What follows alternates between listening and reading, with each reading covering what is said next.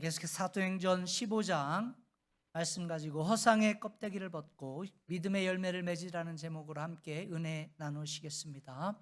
우리 모든 사람들은요, 무엇을 결정할 때 자신만의 기준과 원칙을 가지고 있습니다.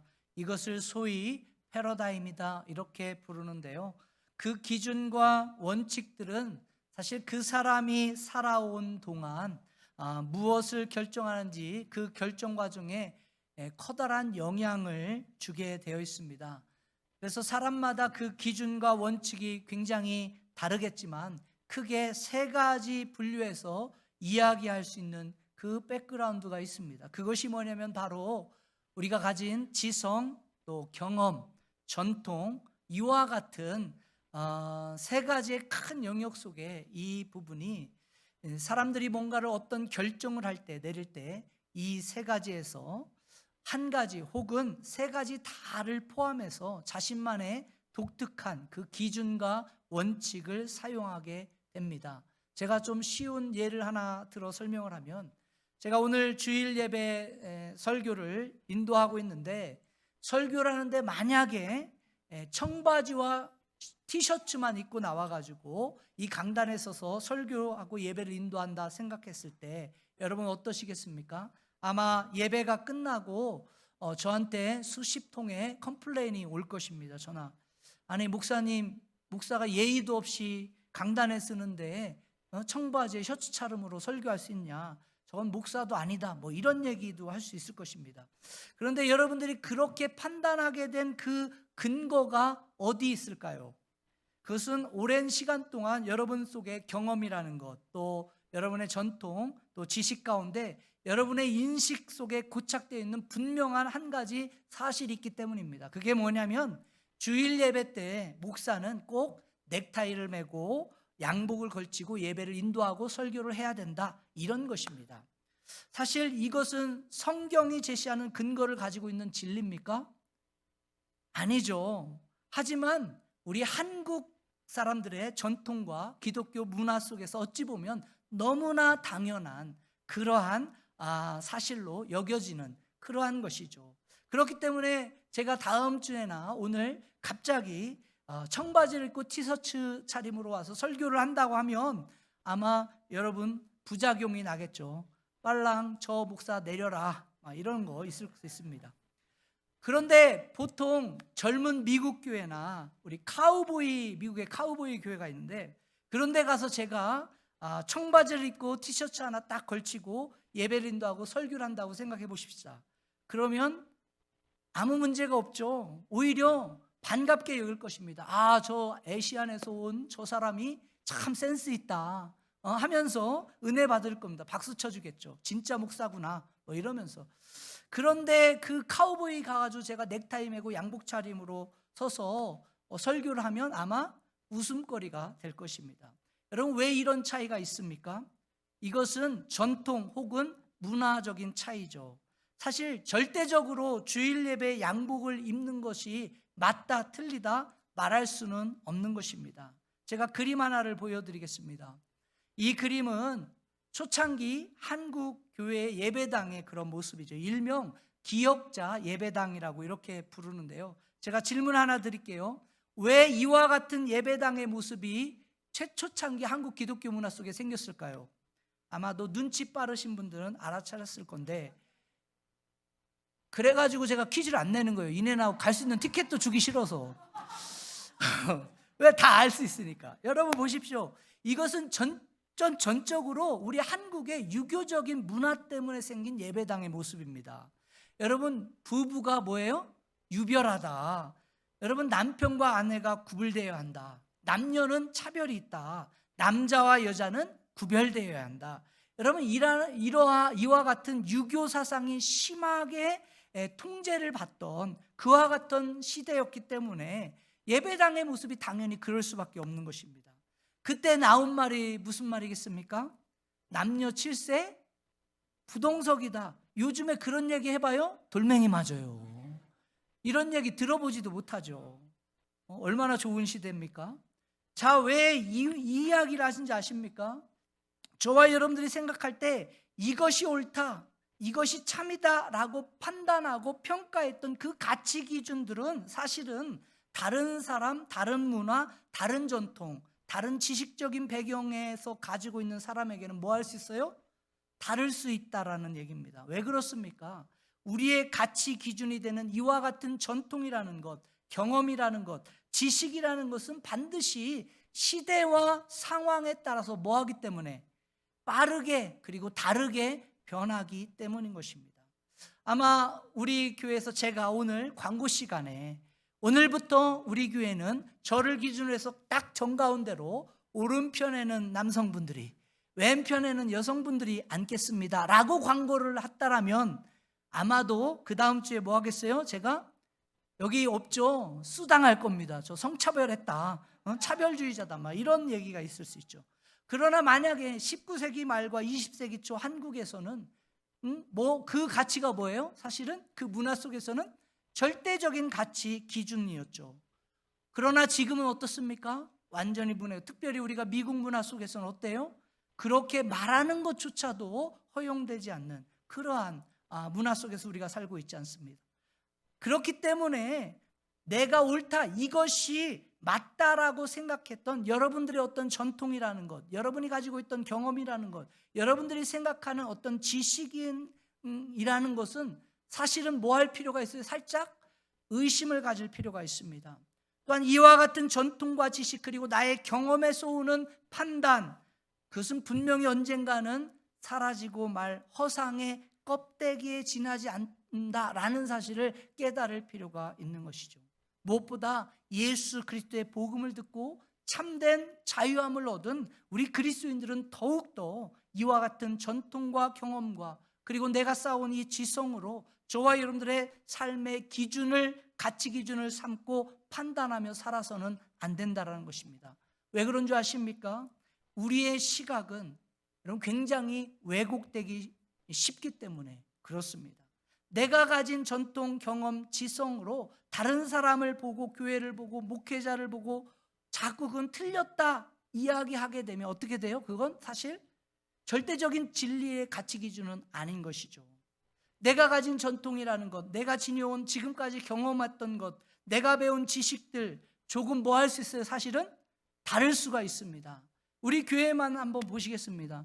여기에서 한인 침례교회, 나는 침례교회이다라고 여러분 스스로가 정체성을 가질 수 있는 분이 몇 분 계실까요?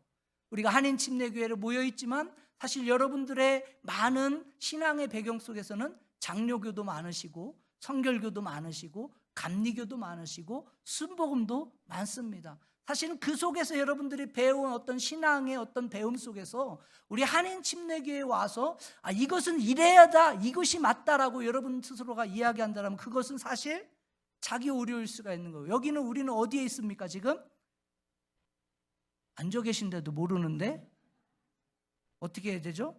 예. 그래서 여러분들이 생각해야 할 것은 다름이 있다라는 것을 인정할 필요죠. 내가 가진 전통이라는 것, 내가 지금까지 경험했더라는 것, 그리고 배운 지식이라는 것은 조금 다르게 생각하면 그것에서 조금 벗어났다 하고 그것이 틀렸다라고 칼을 들이대는 순간 뭐가 시작돼요? 갈등이 일어나기 시작하는 것입니다. 그래서 교회 안에 수많은 갈등들이 일어나게 되죠. 또한 예수 그리스도의 복음을 받은 우리 그리스도인들은요, 특별히 내가 가진 지식이나 경험, 전통으로 다른 사람을 판단하고 평가해서 안 되는 이유는 뭐냐면 여러분들이 가지고 있는 그 그릇이라는 것, 전통이라는 것, 지식이라는 것, 경험이라는 그 그릇 자체는 굉장히 뭐 할까요? 작기 때문에요.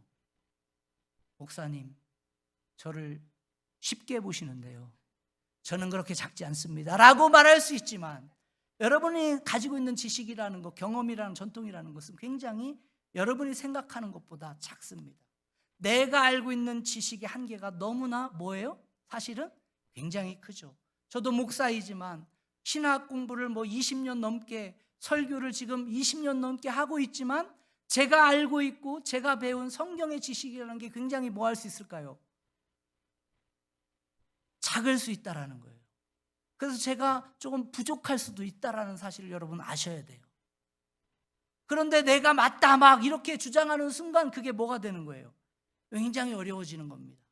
여러분, 내가 알고 있는 지식이라는 건, 내가 경험한 이 경험이라는 것은 굉장히 부족하다, 연약하다. 내가 옳다고 배운 이 전통과 문화는 너무나 작고 편협할 수 있다라는 이와 같은 겸손한 생각이 저와 여러분들 가운데 필요하다는 겁니다. 그렇기 때문에 내가 가진 이 지성이라는 것, 경험이라는 것, 전통과 문화라는 이런 것을 가지고 모든 사람들을 담고 포용할 수 없다라는 거죠. 그렇다 보니까 이와 같은 곳에서 일어난 뭐를요? 다름, 이 차이를 우리는 뭐 해야 될까요? 인정해야 된다는 것입니다.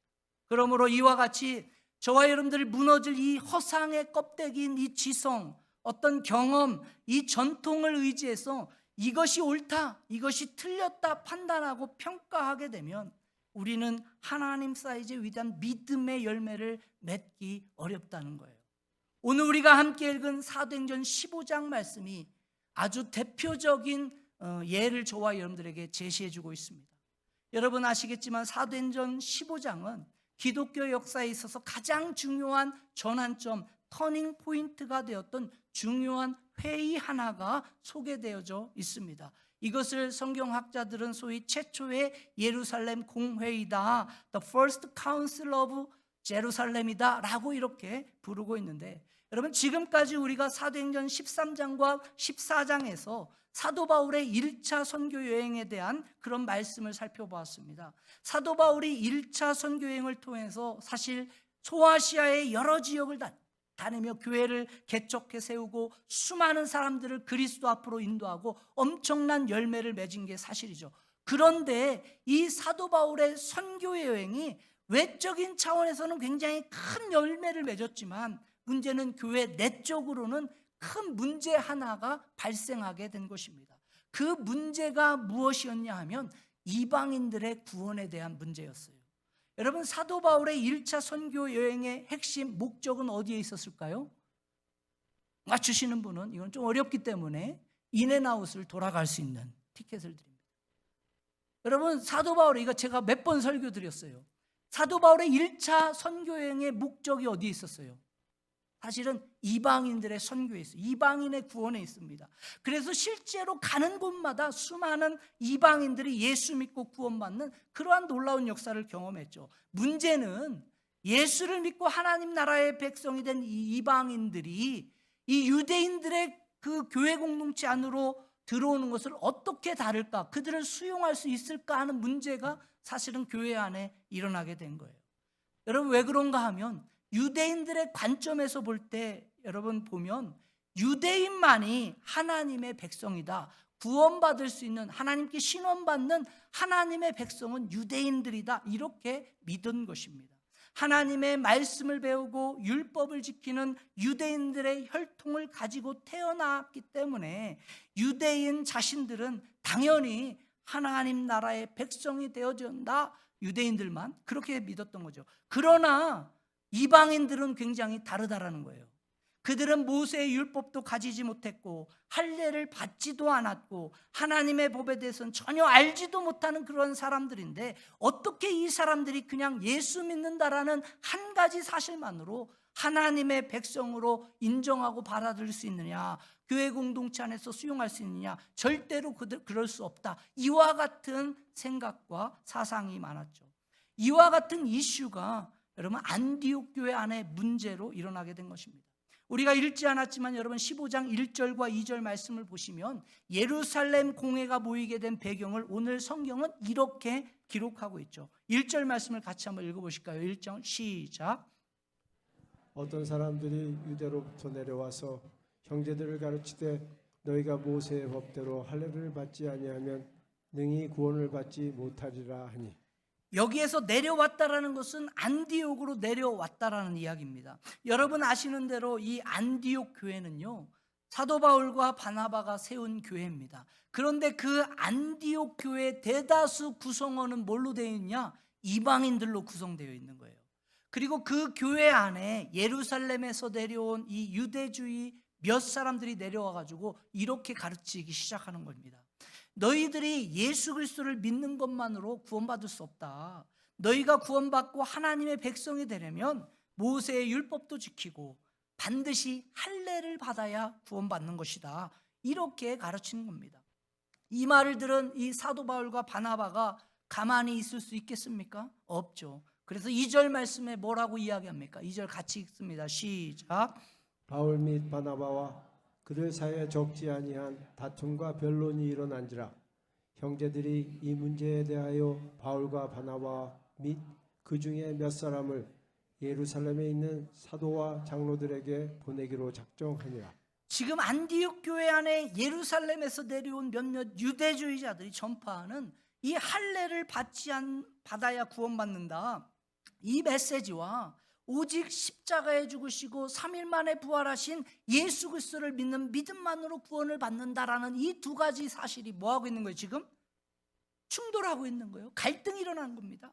바울과 바나바가 전했던 이 복음의 메시지가 유대주의 그리스도인들 사이에서 문제가 생기는 거예요.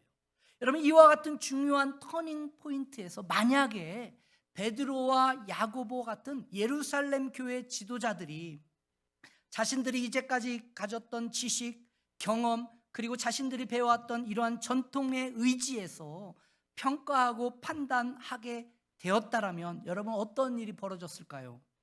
아마 오늘 이 자리에 예수 믿고 구원받을 사람 한 사람도 없을 것입니다. 왜 그렇습니까? 유대인들의 입장에서 보면 저와 여러분 다 뭐예요? 다 그냥 다 이방인이에요. 여러분들이 잘나 보이지만 다 뭐예요? 유대인들의 입장에서는 이방인이에요. 그러니 어떻게 구원받을 수 있겠어요?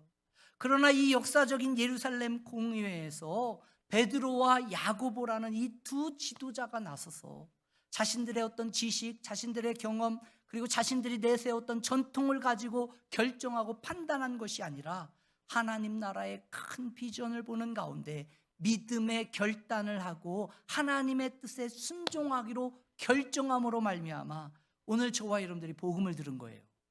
그 결과 그 복음이 이방 세계를 향해 거침없이 퍼져나가게 되고요, 그 복음은 소아시아를 거쳐서 온 유럽을 거쳐서 그리고 미국을 거쳐서 마침내 어디까지? 한국에까지, 그리고 누구에게까지?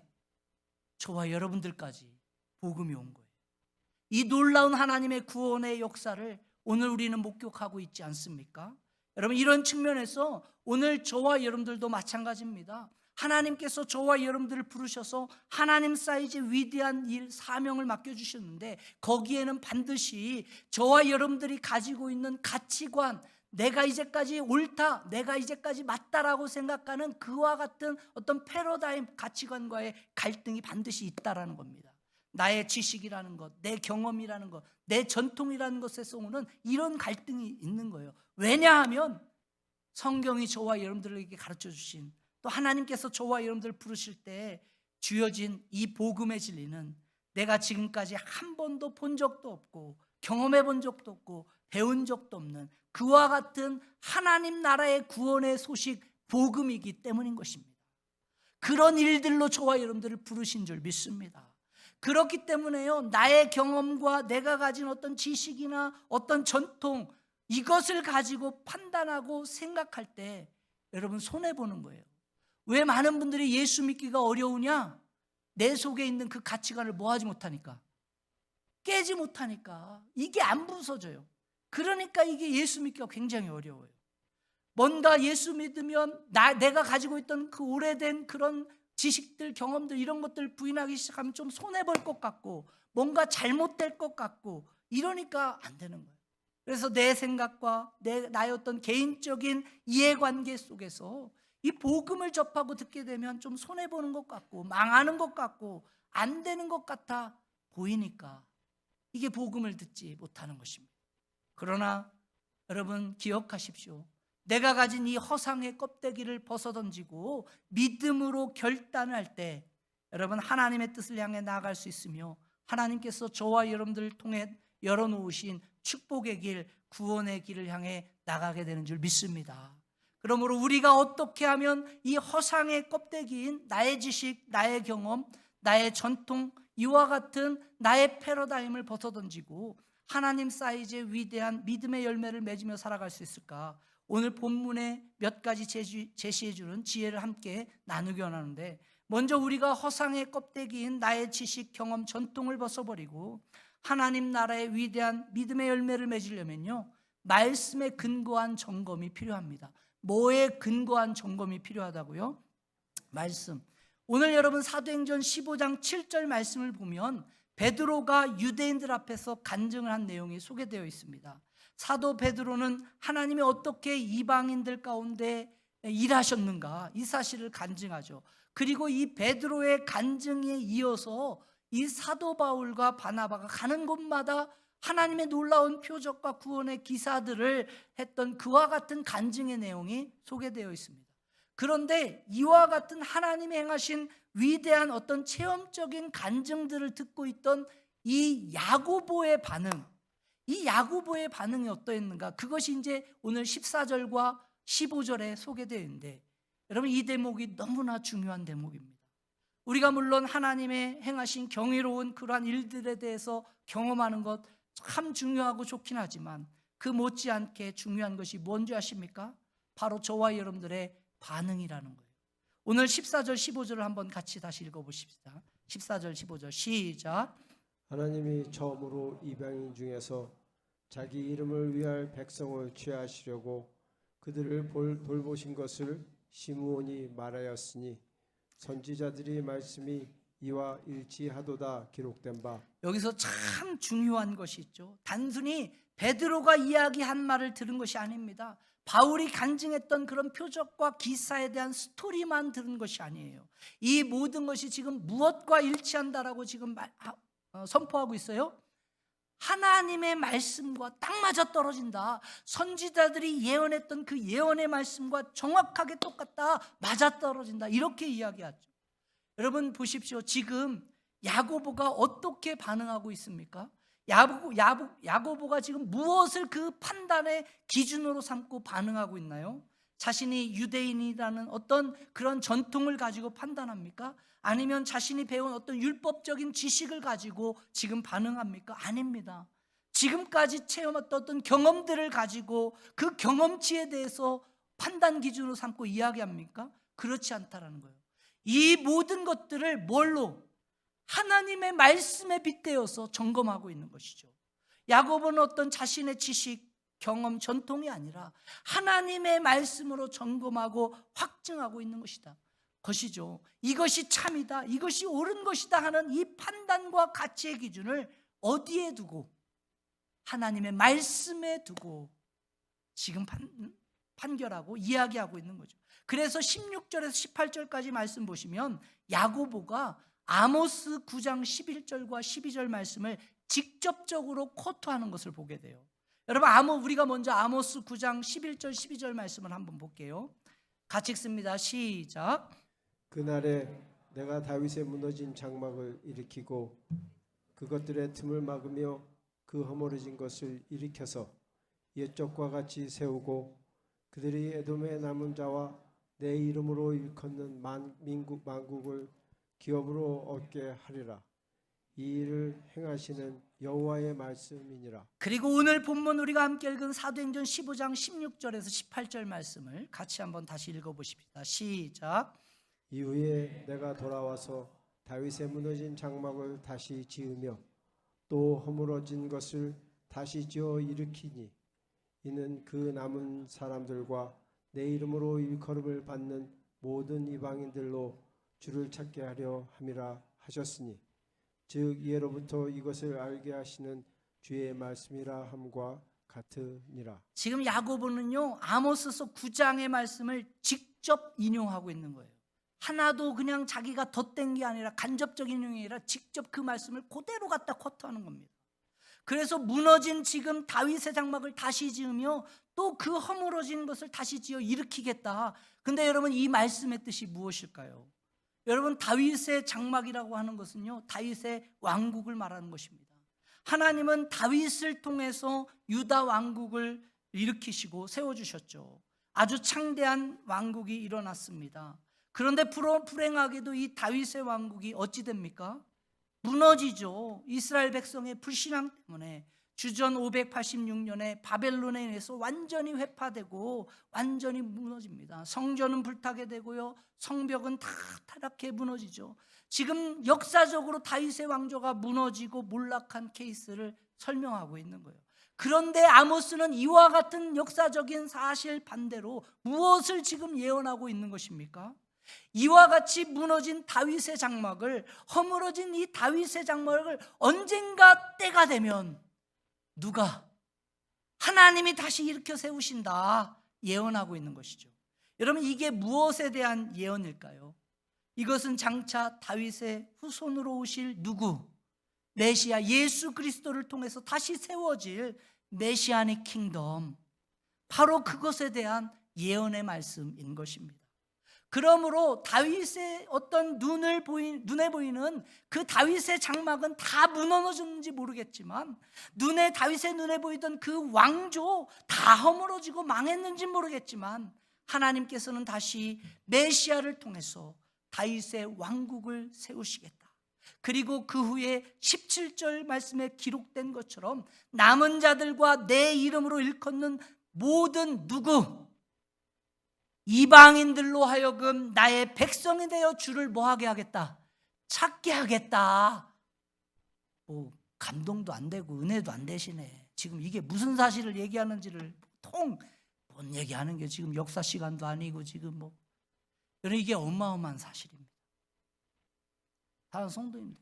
지금 야고보나 예루살렘 교회 성도들은요, 자신들이 가지고 있던 유대교라는 어떤 경험, 자신들이 배워왔던 그 지식, 율법이라는 지식, 자신들이 가지고 있던 그 유대교의 어떤 전통을 가지고 만약에 지금 안디옥 교회 이와 같은 이방인들을 판단하고 평가했다라면요, 여러분 여기 있을 수가 없어요. 저도 마찬가지고. 근데요, 그렇게 결정하지 않는 거예요. 결코 그 무엇과도 타협할 수 없는, 유대인들이 그렇게 견고하게 자신들이 붙잡고 있던 그런 자신들이 가지고 있던 것 가지고 여러분 하나님의 뜻을 결정하지 않았다라는 거예요. 오늘 야고보와 예루살렘의 성도들은요, 뭐를 가지고? 하나님의 말씀. 무슨 말씀? 예언된 그 하나님의 말씀이 성취된 그 하나님의 말씀을 가지고 여러분 결정할 때, 이것을 통해서 하나님 사이즈의 놀라운 구원의 역사, 믿음의 역사, 그 열매를 이루게 된 줄 믿습니다. 여러분, 우리가 사람의 생각을 따르지 않고요, 사람의 전통과 사람의 경험, 사람의 지식을 따르지 않고 하나님의 말씀에 근거한 삶을 통해서 시야를 본다는 게 이렇게 중요합니다. 왜? 하나님의 복음의 길을 열어갈 수 있어요. 내 앞에 주어진 환경과 여건 따르지 않고 하나님의 말씀에 근거해서 그 말씀의 진리를 따라 판단하고 결정할 때, 저와 여러분들 통해 오늘도 하나님 나라의 구원의 복음이 전파되는 줄 믿습니다. 믿음의 열매가 맺혀지는 줄 믿습니다. 여러분, 한 걸음 더 나가서요, 우리가 이 허상의 껍데기인 나의 지식, 경험, 전통들 벗어버리고 하나님 사이즈의 위대한 믿음의 열매를 맺으려면 자기 비움이 필요해요. 뭐가 필요하다고요? 참 아이러니하게도요, 하나님 나라의 위대한 역사를 막아서는 가장 큰 장애물이 뭔지 아십니까? 여러분, 우리는 때로는 어떤 막힌 환경이다, 더 이상 나갈 수 없는 어떤 어려운 상황들이다, 그렇게 생각하는데 그렇지 않아요. 우리는 생각할 때 어떤 반대자들이 많고 복음에 대해 대적한 자들이 많을 때 복음이 증거되지 않는다, 이렇게 생각하는데 결코 그렇지 않습니다. 하나님 나라의 위대한 이 복음의 열매는요, 그 열매, 믿음의 열매, 복음의 열매를 가로막는 가장 큰 장애물이 다른 데 있잖아요. 누구? 나 자신이라는 거예요. 자기 자신. 여러분, 우리가 우리 자신을 내려놓고 내가 가진 지식과 경험과 전통들을 내려놓지 않고는요, 결코 이 하나님 나라의 위대한 이 복음의 진리를 믿지 못할 뿐만 아니라 그 복음의 열매를 맺기가 어려운 거예요. 여러분, 이것은 복음이 전파되어지는 과정 가운데서 동일하게도 요구되는 그런 원리입니다. 여러분, 사도 바울 자신이 유대인 중에 유대인이었죠. 가말리아 학파주에 공부한 최고의 학자였죠. 바리새인 중에 바리새인, 종교로인으로 치자면 최고의 위치에 있던 그런 종교인인데, 그와 같은 자신이 가지고 있던 모든 지식, 경험, 전통들을 내려놓지 않았다면 어떻게 사도 바울을 통해서 이방인들에게 복음이 증거될 수 있습니까? 전할 수가 없었어요. 근데 사도 바울이 다 뭐 했기 때문에, 그거 다 내려놨기 때문에 이방인들에게 복음이 증거되죠. 그러나 사도 바울이 뭐 했습니까? 자신의 모든 건 내려놓고 자기에게 쓰여져 있던 그 눈의 비닐이 벗겨지고 하나님 나라의 비전을 보기 시작한 순간, 여러분, 이 사도 바울을 통해 이방 선교의 위대한 이 구원의 열매가 맺혀진 것을 오늘 저와 여러분들이 목격하고 있지 않습니까? 여러분, 오늘 본문 가운데서도 마찬가지입니다. 이 베드로와 야고보가 자신들이 유대인이라는 자신들의 전통과 율법이라는 자신들의 가치 기준, 지식과 경험을 내려놓지 않았다면요, 이 베드로와 야고보를 통한 하나님 나라의 이 복음 구원의 위대한 열매는 맺혀지지 않아요. 여러분, 베드로도 그렇고 특히 오늘 본문 가운데 이 유대교의 지도자였던 이 야고보, 여러분, 야고보가 만약에 자신이 유대인이라는 이 전통과 율법을 내려놓지 않고요, 이방인들에게 복음 전파, 이방인들을 그렇게 판단했다면 이방인들에게 복음의 길이 열릴 수가 없었어요. 그 사실을 오늘 본문에서 우리가 좀 더 명확하게 발견할 수 있는데, 여러분, 오늘 본문에 정말 특이한 사실이 한 가지 있습니다. 그게 뭐냐면, 지금 야고보가 구약성경 아모스 9장 11절 12절 말씀을 직접 인용하고 있는데, 여러분, 야고보가 인용한 이 히브리 성경의 직접 인용이 자신의 언어인, 유대인은 뭐가 퍼스트 랭귀지예요? 히브리어가 퍼스트 랭귀지인데, 자신이 가지고 있던 히브리 언어의 성경, 히브리 성경을 통해서 인용한 것이 아니라, 여러분, 헬라어 성경을 인용하고 있다라는 거예요. 이 사실을 알았습니까? 오늘 우리가 읽은 사도행전 본문을 보시게 되면요, 16절에서 18절 기록된 이 내용과 구약성경 아모스 9장 11절 12절 사이에 약간의 단어에 좀 차이가 있어요. 왜 그런가 하면은 야고보가 인용한 이 구약성경은 히브리 성경이 아니에요. 소위 이야기하는 72년 번역이라는 라틴 벌게이트라는 그러한 번역인데, 여러분, 헬라어 번역본이라는 거예요. 헬라어 번역본. 이 72년 이 헬라어 번역본이 나오게 된 배경이 어떻게 되냐면요, 주전 722년 북왕국이 멸망합니다. 그리고 주전 586년에 남왕국이 또 멸망해요. 그래서 수많은 유대인들이 어쩔 수 없이 지중해 주변의 모든 세계로 다 흩어지게 됩니다. 이것을 소위 우리가 뭐라고 이야기하냐면 디아스포라 유대인이다, 흩어진 유대인이다, 이렇게 말하죠. 그래서 그런 흩어진 유대인들이 세월이 흘러가다 보니까 자연스럽게 그들이 퍼스트 랭귀지가 뭐가 되겠어요? 그들이 정착한 그 언어가 돼요. 어쩔 수, 우리가 이민 와가지고 여러분 자녀들의 퍼스트 랭귀지가 한국어인 케이스가 드물잖아요. 다 뭐예요? 영어가 퍼스트 랭귀지예요. 그런데 여러분, 주전 4세기에 이 헬라어가 지중해 세계의 공용어가 됩니다. 그래서 이집트 알렉산드리아의 히브리어를 알지 못하고 히브리어를 알지 못하는 이 디아스포라 유대인들과 이방인들을 위해서 여러분, 히브리어 구약 성경이 헬라어로 번역되는 작업이 진행돼요. 그 번역 작업을 이스라엘 12지파 각 6명을 동원해 가지고, 그러니까 뭡니까? 12지파의 6명이면 몇 명이 되겠어요? 72명. 오늘은 설교가 너무 이렇게 장황하다 보니까 다들 뭔 소리 하는 거예요? 지금 막 정신들 차려. 이거 그냥 좀 잘 들어두시면 좋아요. 이게 설명이 필요해. 근데 굉장히 중요한 내용이에요. 여러분, 그 72명이 헬라어로 번역을 했다 해서, 그래서 뭐라고 부르냐면 70인 여기다, 이렇게 부르는 거예요. 오늘 사도행전 15장에서 예루살렘 공회 의장이었던 야고보가 이방인의 구원과 관련된 이 할례에 대한 문제, 이것을 최종 판결을 내리면서 야고보가요, 자기 말인 히브리 성경을 인용한 것이 아니라 뭐를 인용했다고요? 헬라어 성경을 인용했다. 이거는요, 어마어마한 사실을 품고 있어요.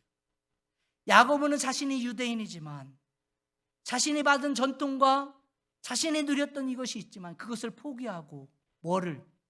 이방인들을 위해서 헬라어를 쓰는 거예요. 이방인들에 대한 깊은 배려와 사랑의 마음을 갖고 지금 복음을 선포하는 거예요. 다시 말해서 자신을 내려놓고 자신의 전통과 지식, 경험을 내려놓고 이방인의 자리로 내려간 것이죠. 여러분, 야고보는 이방인들을 배려하고요, 그들에게 사랑으로 다가간 것입니다. 저는 이것이 야고보의 자기 비움이다, 이렇게 믿습니다. 우리가 빌립보서 2장 말씀을 보게 되면요, 이 땅에 메시아로 오셔서 인류 구원의 위대한 역사를 이루셨던 예수님마저도 여러분 하신 일이 뭐예요? 인카네이션, 성육신. 이 땅에 뭘로 내려오셨어요? 저와 여러분과 동일한 인간의 모습으로 오셨다라는 거.